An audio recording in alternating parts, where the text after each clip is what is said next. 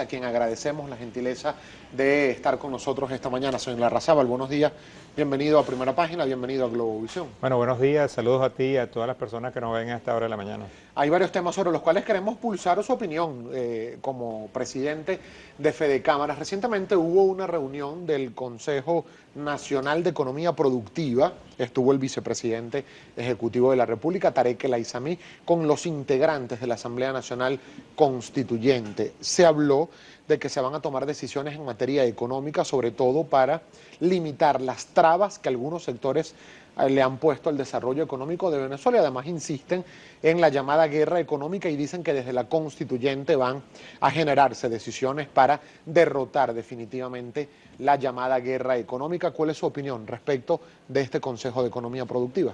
Bueno, lo que estamos viendo lamentablemente es más de lo mismo. En Venezuela todo el mundo sabe que aquí no existe ninguna guerra económica.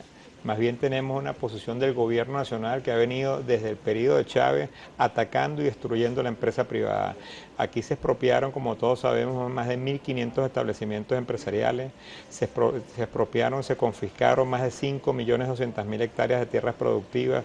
Todos estos activos que están en manos del gobierno en los actuales momentos están sin hacer nada, sin producir, y es buena parte de la causa de los problemas que estamos viendo ahorita de abastecimiento. Nosotros tuvimos el año pasado en Venezuela más de 47 reuniones del Consejo de Economía Productiva sin ningún tipo de resultado. Los problemas económicos del país están en manos de solventar del gobierno nacional. No se necesita ninguna Asamblea Nacional Constituyente para atacar los problemas económicos. Y lo que uno escucha del discurso de las personas que están en esa asamblea y del gobierno nacional es que se va a repetir más de lo mismo, los mismos errores, controles de precios, persecución, restricción a la producción. Y mientras sigamos en esa línea, la situación económica continuará empeorándose continuamente y el ciudadano es el que seguirá pagando las consecuencias. ¿No fueron invitados ustedes como Fedecámaras a esta reunión del Consejo de Economía Productiva que recientemente se llevó a cabo en las instalaciones de PDVSA? No, fueron invitados, como Fedecámara no fuimos invitados, pero sí fueron invitados una cantidad de cámaras que son miembros de Fedecámara, pero la decisión que tomaron la gran mayoría de ellas fue no participar en esa reunión porque se considera que es más de lo mismo y simplemente un show político, como de hecho fue, que simplemente te sientan en un auditorio, como es el diálogo que buscan, que se trata de transmitir. Tú vas a un sitio, te sientan, ponen una cámara para que vean que estás ahí y son los funcionarios públicos que repiten una y otra vez el mismo discurso sin atacar los problemas de fondo de la economía. Fíjese que sobre ese punto, el tema del diálogo, ayer el presidente de la República, Nicolás Maduro, asistió a una reunión ordinaria de la Asamblea Nacional Constituyente y entre otras cosas dijo que aquí en Venezuela habrá diálogo por las buenas o por las malas y que sentará a la oposición venezolana en una mesa de diálogo por la paz de Venezuela. ¿Usted qué opina de esto? Bueno, yo no creo que tú puedas, si estuviéramos en un régimen democrático, tú no puedes obligar a nadie a que se sienta a conversar contigo. Cuando uno va a conversar con alguien, tiene que ser por mutuo acuerdo, por convicción, pensando que tú vas a lograr algo. Por las buenas o cuando te dicen por las malas, realmente ella refleja que el objetivo que se está buscando no es nada bueno ni deseado. Si son ustedes invitados o se les solicita su participación en alguna iniciativa de diálogo económico directo con el gobierno nacional, ¿evaluarían la posibilidad de asistir o negarían de todo plano la asistencia a una cita de este tipo? Fedecámaras y en el marco de lo que establece la Organización Internacional de Trabajo donde pertenecemos, en representación del empresariado venezolano, nunca nos hemos negado al diálogo, pero nosotros podemos dialogar con una agenda precisa, no este diálogo o este monólogo que se plantea en los actuales momentos y que se ha planteado en los últimos años.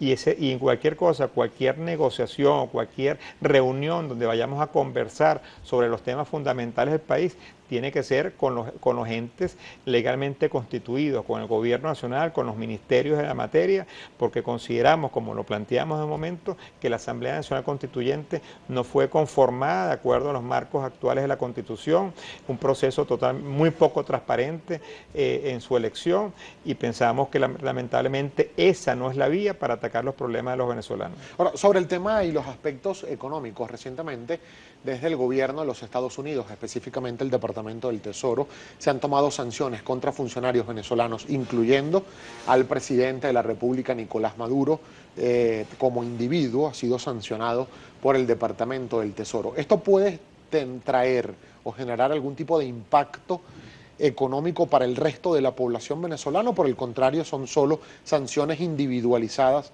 en cada uno de estos funcionarios?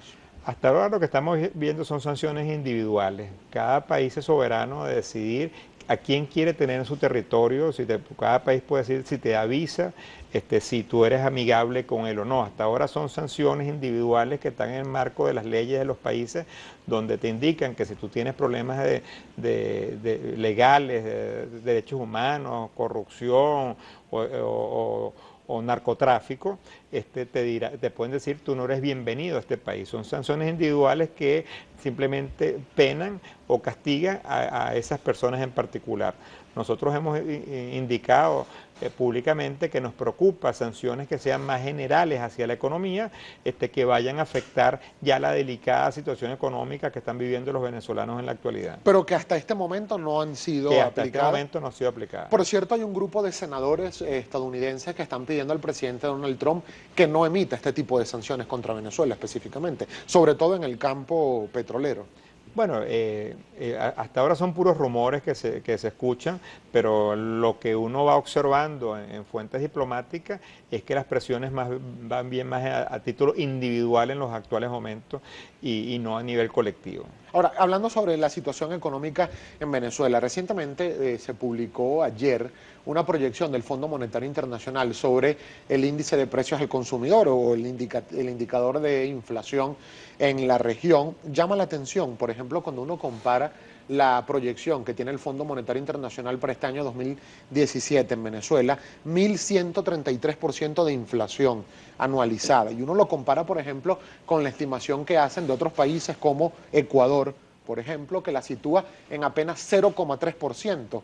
¿Qué están haciendo los otros países que no esté funcionando en Venezuela? Bueno, lo primero que en el resto de los países de Latinoamérica la inflación ya no es un problema.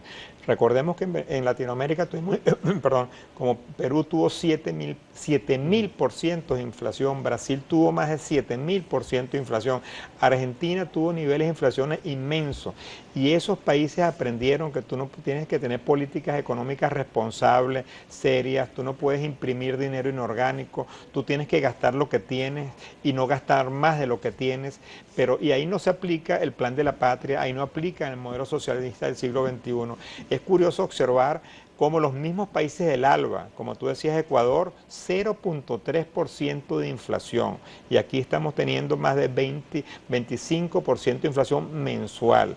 Cuando tú ves Bolivia, también es un país del ALBA, tiene una inflación proyectada cercana al 3%. Nicaragua, también es un país del ALBA cercano al 3%.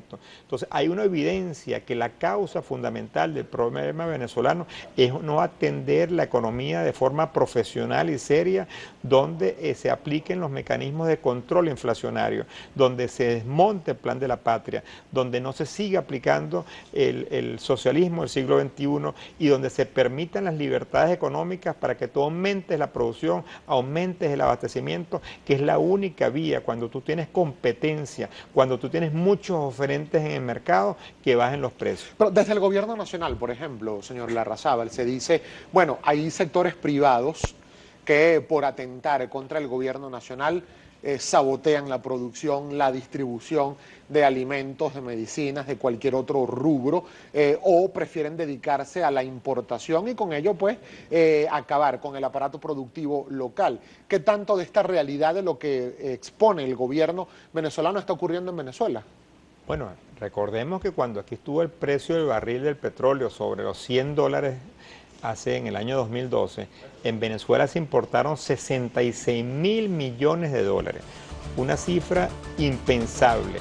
Cuando uno lo agarra como referencia, simplemente la ampliación del Canal de Panamá, que es la obra de infraestructura más grande de los últimos años, costó 5.000 millones de dólares. Imagínense para ponerlo en referencia. Y en ese momento el ministro Giordani decía que había que propiciar las importaciones para poder controlar los precios en Venezuela. Eso fue una política de Estado que destruyó múltiples empresas nacionales, importando a $1 barato para poder tener los negocios de importaciones. Ahí mismo funcionarios del gobierno, recordemos, dijeron en esa oportunidad que se habían importado con empresas fantasma más de 20.000 millones de dólares y eso nadie lo investigó.